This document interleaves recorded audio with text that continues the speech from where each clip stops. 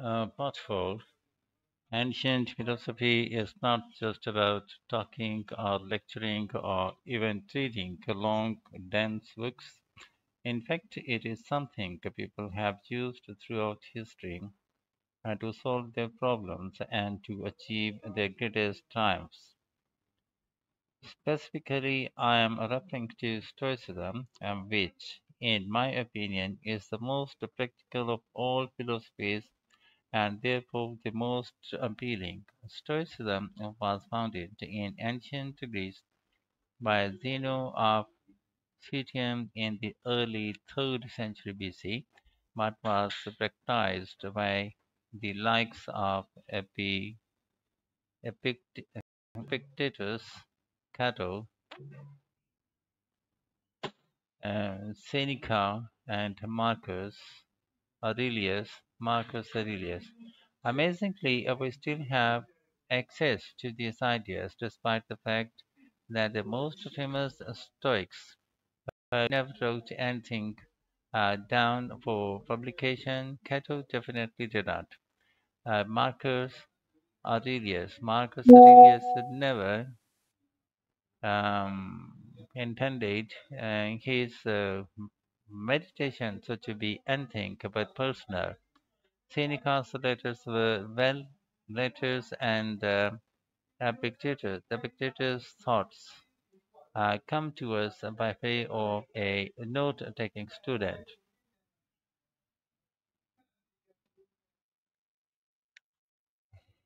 Stoic principles were based on the idea that its followers could have an unshakable happiness in this life, and the key into achieving this was virtue. The road to virtue, in turn, lay in understanding that destructive emotions like anger and jealousy are under our conscious control. They don't have to control us because we can learn to control them. In the words of Epictetus, external events I cannot control, but the choices I make with regard to them I do control. The modern-day philosopher and writer Nassim Nicholas Taleb defines a Stoic as someone who has a different perspective on experiences which most of us would see as a wholly negative. A Stoic transforms fear into caution, pain into transformation, mistakes into initiation, and desire into undertaking. Using this definition as a model, we can see that throughout the centuries, Stoicism has been practiced in more recent history by kings, presidents, artists, writers, and entrepreneurs. The founding fathers of the United States were inspired by the philosophy. George Washington was introduced to Stoicism by his neighbors at age 17 and later put on a play based on the life of Cato to inspire his men. Thomas Jefferson kept a copy of Seneca beside his bed. Writers and artists have also been inspired by the Stoics. Eugene de, de, la, de la Roix, Eugene de la Roix, and the renowned French Romantic artist, known best for his painting Liberty Leading the People was an ardent Stoic, referring to it as his consoling religion. The economist Adam Smith's theories can on capitalism were significantly influenced by the Stoicism that he studied as a schoolboy under a teacher who had translated Marcus Aurelius' works. And today's political leaders are no different, with many finding their inspiration from the Texts. Former U.S. President Bill Clinton regards Marcus Aurelius every single year, and many have compared former President Obama's calm leadership style to that of Plato. Wen Jiabao, the former Prime Minister of China, claims that Meditations is one of two books he travels with and that he has read it more than 100 times over the course of his life.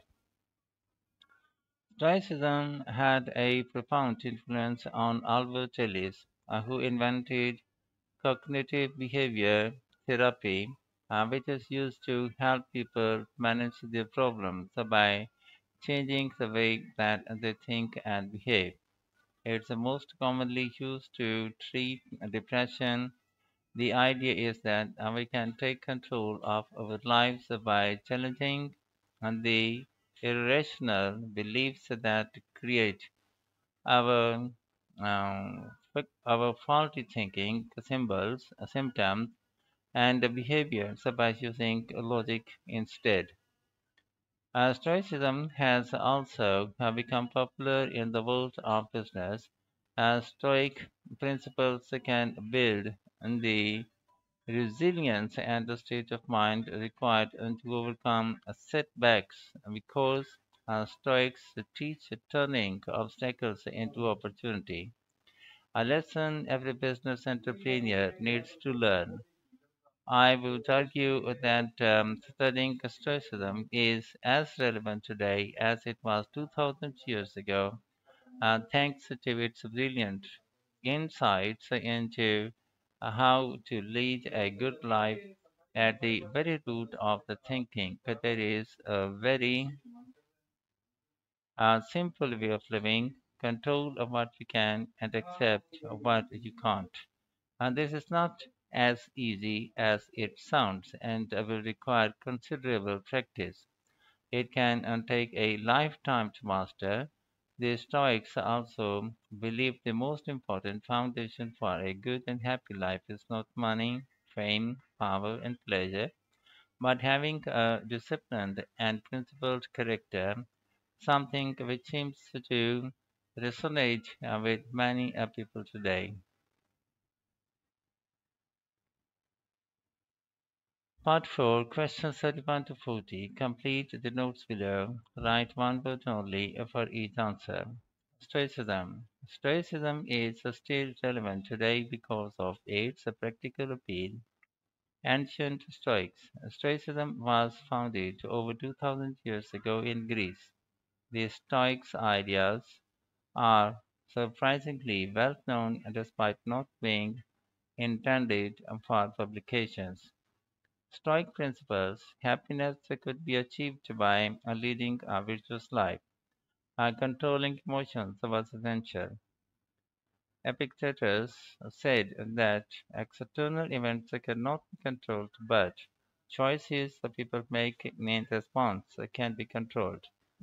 A Stoic is someone who has a different view of experiences which others would consider as negative. The influence of Stoicism. George Washington organized a play about Cato to motivate his men. The French artist Delacroix was a Stoic. Adam Smith's ideas on capitalism were influenced by Stoicism. Some of today's political leaders are inspired by the Stoics. Cognitive behavior therapy, CPT, and the treatment for depression is based on ideas from Stoicism. People learn to base their thinking on logic. In business, the people benefit from Stoicism and by identifying obstacles as opportunity. A relevance of Stoicism. It requires a lot of but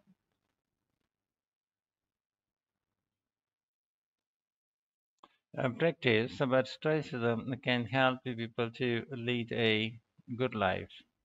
It teaches people that having a strong character is more important than anything else.